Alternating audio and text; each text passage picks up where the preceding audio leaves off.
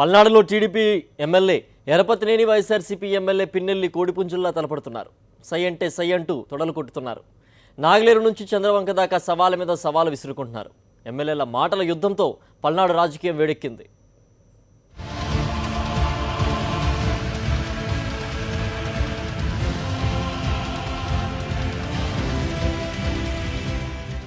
పౌరుషాల పురిడిగడ్డ పల్నాడులో అధికార విపక్ష ఎమ్మెల్యేల మధ్య యుద్ధం మొదలైంది. ఈ ఇద్దరు ఎమ్మెల్యేలు పరస్పరం అవినీతి ఆరోపణలతో జిల్లా రాజకీయం రసకందాయంలో పడింది. దాచేపల్లి మార్కెట్ యార్డ్లో బహిరంగ చర్చకు రావాలని టీడీపీ ఎమ్మెల్యే ఎరపతినేని సవాల్ విసిరితే దానికి సై అన్నారు మాచర్ల ఎమ్మెల్యే పిన్నెల్లి.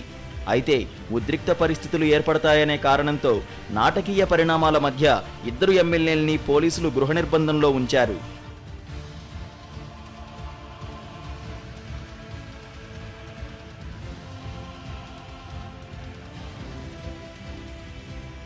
ఎరపతినేని అవినీతికి సంబంధించి అన్ని ఆధారాలు తన దగ్గరున్నాయని ఎమ్మెల్యే పిన్నెల్లి అంటున్నారు.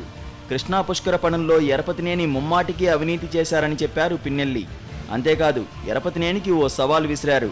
ఏపీ అసెంబ్లీ సమావేశాల సమయంలో రాజీనామా చేద్దామన్నారు. దమ్ముంటే ఎరపతినేని తన సవాల్ను స్వీకరించాలని అన్నారు ఎమ్మెల్యే పిన్నెల్లి. ఖచ్చితంగా నా దగ్గర అన్ని విత్ డాక్యుమెంట్ మైనింగ్ కానించి ఇప్పుడు నా దగ్గర ఇదిగో మైనింగ్ డాక్యుమెంట్స్, మైనింగ్ విజిలెన్స్ అధికారి విజిలెన్స్ ఒక రిపోర్ట్ ఇచ్చారు. విజిలెన్స్ ఒక రిపోర్ట్ కూడా ఇచ్చింది. అక్కడ అక్రమ మైనింగ్ జరుగుతూ ఉంది, అక్కడ మాకు అక్రమ మైనింగ్ జరిగిందని కూడా ఇవ్వటం జరిగింది.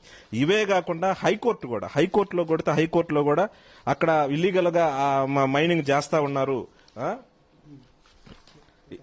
ఇల్లీగల్ గా మైనింగ్ చేస్తా ఉన్నారు అని కూడా వాళ్ళు క్లియర్ కట్ గా మెన్షన్ చేసి లోకల్ ఎమ్మెల్యే హస్తంతో జరుగుతున్నదని కూడా కోర్టు కూడా తప్పుపట్టడం జరిగింది. గురజాలలో ఎరపతినేనిపై తాను పోటీ చేస్తానని, ఎవరు ఓడిపోతే వాళ్లు రాజకీయ సన్యాసం తీసుకోవడానికి సిద్ధంగా ఉండాలన్నారు పిన్నెల్లి. ఎరపతినేని మైనింగ్ లో అవినీతికి పాల్పడ్డారని లోకాయుక్త కూడా నిర్ధారించిందని సాక్ష్యాలతో సహా చూపించారు. ఖచ్చితంగా స్టిల్ ఇప్పటికి కూడా నేను చెప్పాను, సిబిఐ ఎంక్వైరీకి నేను ఆధారాలు ఇస్తా, సిబిఐ ఎంక్వైరీకి నువ్వు అంగీకరిస్తే ఆధారాలు ఇస్తా, వాళ్ళ దగ్గర నేను నిరూపించకపోతే నేను రాజకీయాల నుంచి తప్పుకుంటానని నేను ఒక సవాల్ చేయడం జరిగింది.